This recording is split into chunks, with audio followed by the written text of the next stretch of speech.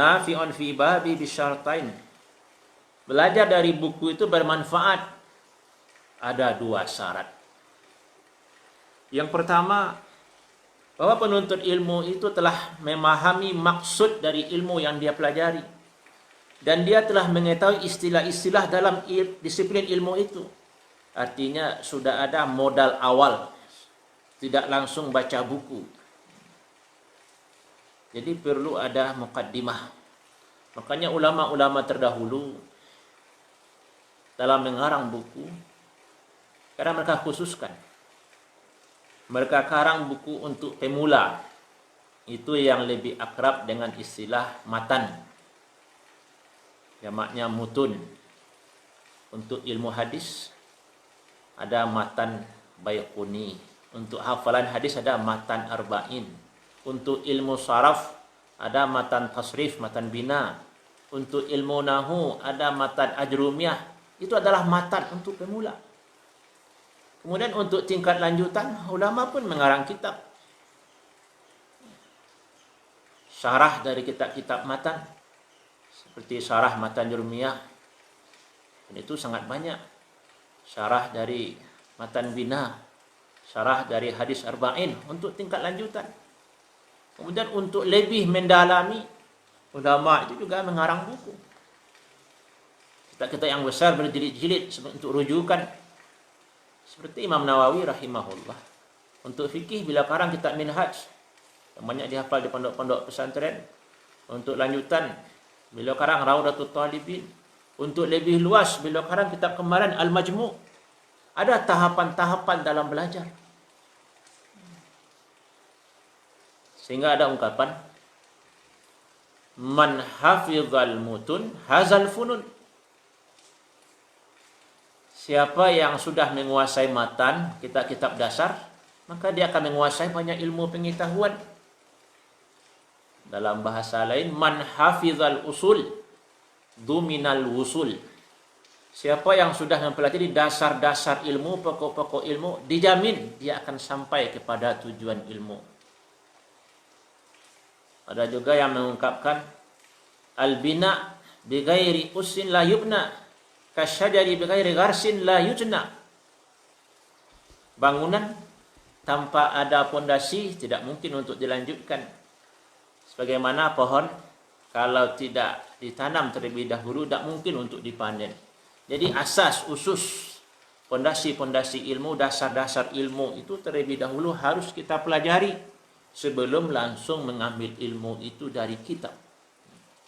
Apalagi hari ini ngambil ilmu itu langsung dari search internet. Padahal modalnya tidak ada. Ini bisa berbahaya.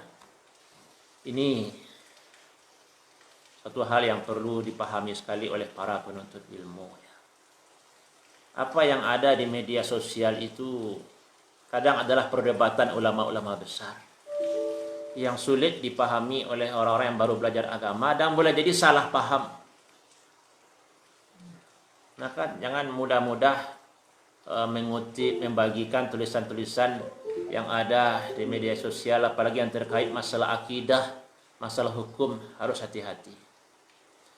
Para penuntut ilmu rahimakumullah, jadi Imam Asy-Syatibi mengingatkan, silakan membaca buku, tapi terlebih dahulu kita harus paham maksud dari ilmu itu, mengetahui istilah-istilah yang ada di dalam kitab tersebut ya. Dan itu untuk mengetahuinya terlebih dahulu kita perlu belajar dengan para ulama. Kemudian ada ungkapan dalam kitab lain dari para ulama, man kana syaikhuhu kitab fa akhtauhu aksar min sawabihi.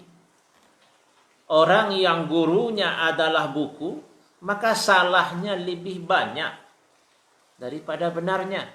Ini kan mendorong kita untuk menemui para ulama, bertanya kepada para ulama, tidak merasa puas, tidak merasa cukup dengan mencari dari internet, merasa cukup dengan memiliki berbagai macam kitab-kitab agama, apalagi kitab-kitab terjemahan. Karena terjemahan itu yang diterjemahkan adalah pemahaman tukang terjemah. Kita pahami, sebagian kitab-kitab klasik itu pemahamannya kadang sangat luas. Kalau penuntut ilmu hanya mencukupkan buku terjemahan, tidak membaca kitab asli, tidak mau mendalami bahasa Arab, nanti bisa pula. Syarat kedua dalam membaca buku, Imam Asy-Syatibi mengingatkan, ayataharra kutubal mutaqaddimin min ahli ilmi al-murad, agar memilih buku-buku karangan ulama terdahulu yang keilmuan mereka itu sudah dikenal. Karena mereka yang dahulu itu lebih paham aqad, kalau bahasa Syatibi ini lebih duduk, lebih menguasai ilmu itu dibanding orang-orang terakhir. Kemudian Imam Asy-Syatibi menjelaskan alasan dari dua syarat tadi adalah tajrubah wal khabar, pengalaman dan informasi. Selama ini orang-orang yang jadi ulama itu memang orang yang memperhatikan apa kitab yang sebaiknya untuk dibaca dan belajar melalui para ulama itu memang seperti itulah adanya. Kita lihat Imam Ahmad bin Hanbal dilahirkan oleh seorang ulama, Imam Asy-Syafi'i. Imam Syafi'i dilahirkan oleh seorang ulama, Imam Malik. Demikian juga di daerah kita di Indonesia umpamanya, kita mengenal Kiai Haji Ahmad Dahlan, kita mengenal Hasyim Asy'ari. Siapa guru mereka berdua? Adalah ulama-ulama Mekah, yang salah satunya Syekh Ahmad Khatib Al-Minangkabawi. Di daerah kita di Sumatera Barat, kita mengenal Syekh Ibrahim Musa Parabe, kita mengenal Nyak Canduang, Nyak Jaho, Ayah Buya Hamka. Siapa guru mereka? Jelas ulama-ulama di Mekah. Ya, di antaranya Syekh Ahmad Khatib. Ulama itu akan dilahirkan oleh ulama. Hanya ulamalah yang bisa melahirkan, mendidik calon ulama. Tentu saja yang akan mengajari orang pandai berenang itu yang ahli berenang.